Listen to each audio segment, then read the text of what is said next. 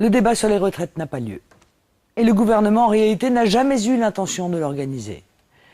Dès le départ, sous la pression des marchés financiers qui dictent leurs lois, il s'est volontairement enfermé dans le faux choix idéologique entre allongement de la durée du travail et hausse du montant des cotisations. En choisissant de repousser l'âge légal de départ à la retraite, le gouvernement a tout récemment confirmé sa soumission au dogme défendu par le MEDEF et la Commission européenne. La réforme qu'on nous annonce, écrite depuis longtemps, sera à la fois inefficace et injuste.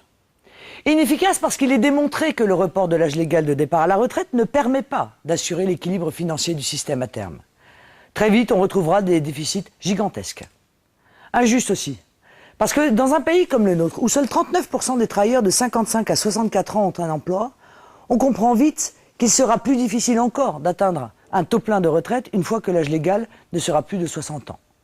D'autant que le gouvernement ne fait strictement rien pour redonner du travail aux seniors. Résultat, la réforme multipliera le nombre des toutes petites retraites et viendra aggraver une situation scandaleuse. 10% des retraités français vivent déjà avec moins de 900 € par mois. Alors que faut-il faire? Faut-il suivre les propositions du Parti socialiste? Certainement pas. D'abord parce qu'au PS, c'est le flou qui règne. Un jour, Martine Aubry veut repousser l'âge légal à 62 ans, le lendemain, elle est contre. Dominique Strauss-Kahn lui défend comme d'habitude les solutions les plus antisociales, celles du FMI. Ensuite, parce que le PS propose, comme toujours, une fuite en avant dans les impôts.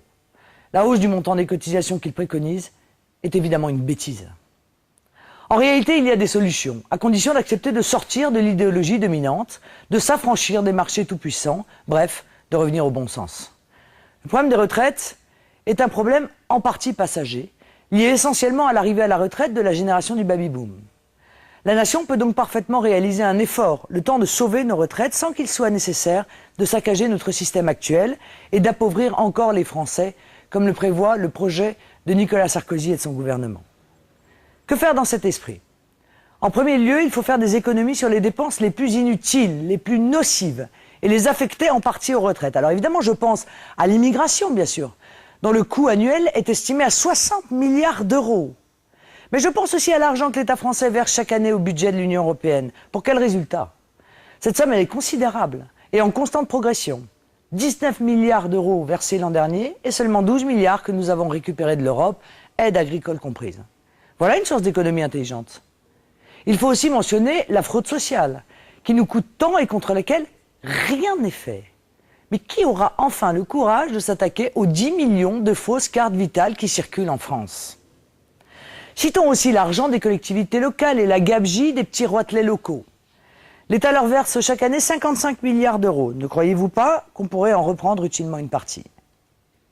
Ensuite, il faut réformer le financement des retraites. Il n'est pas normal, il n'est pas bon, il n'est pas sain pour notre économie et pour l'emploi que l'intégralité du financement pèse sur le travail. Il faut élargir le financement des retraites aux revenus du capital, comme la spéculation ou les stock options, et mettre en place des droits de douane sociaux et environnementaux, à l'image de ce que font tant d'autres pays. Ces droits de douane auront un triple avantage: taxer la concurrence étrangère déloyale venant de Chine notamment, protéger nos industries, nos emplois, et dynamiser la production nationale. Et enfin, dégager des ressources financières nouvelles, qu'on pourra en partie affecter aux retraites. À plus long terme, il faudra avoir une réflexion sur le financement de notre protection sociale et sur la base qui est utilisée pour ce financement. À plus long terme aussi, il est nécessaire de pérenniser les retraites en agissant dans deux directions. Il faut retrouver le plein emploi, ce qui suppose une rupture totale avec la politique économique de l'UMP et du PS. Il faut aussi encourager une politique nataliste vigoureuse au lieu de recourir à une immigration coûteuse et déstabilisante. La solidarité entre les générations, qui est le socle de notre système de retraite, suppose des nouvelles générations nombreuses qui feront la force de la France. N'oublions pas le drame des petites retraites que Nicolas Sarkozy n'a pas revalorisé, contrairement à ses promesses de campagne de 2007. Les réformes que nous proposons seront les seules à même de relever le niveau général des pensions et de mettre fin à des situations de dénuement absolu qui devraient nous faire honte. Combien de petits retraités m'écrivent chaque jour, viennent me parler dans la rue pour me dire leur souffrance, doublée d'une crainte pour l'avenir de leurs petits-enfants. Il est temps de nous tourner vers eux et de leur apporter autre chose que des mots, autre chose que des mensonges. Les Français qui ont un métier très pénible doivent également faire l'objet d'une attention particulière. On peut imaginer de taxer les retraites chapeaux, souvent scandaleuses, au bénéfice de ces travailleurs pour qu'ils jouissent d'un petit bonus légitime pour leur retraite. Rappelons-nous par exemple les 13 millions d'euros reçus en retrait de chapeau par le PDG Proglio l'an dernier. On peut également se scandaliser que la possibilité offerte de cumuler emploi et retraite, qui peut être une bonne chose pour les revenus modestes, mais s'applique également à des très hauts revenus. Écoutez, regardez dernièrement l'exemple de Madame Boutin, est à ce titre absolument frappant puisqu'elle cumulait une retraite de 6 000 euros par mois et un salaire de 9 500 euros net.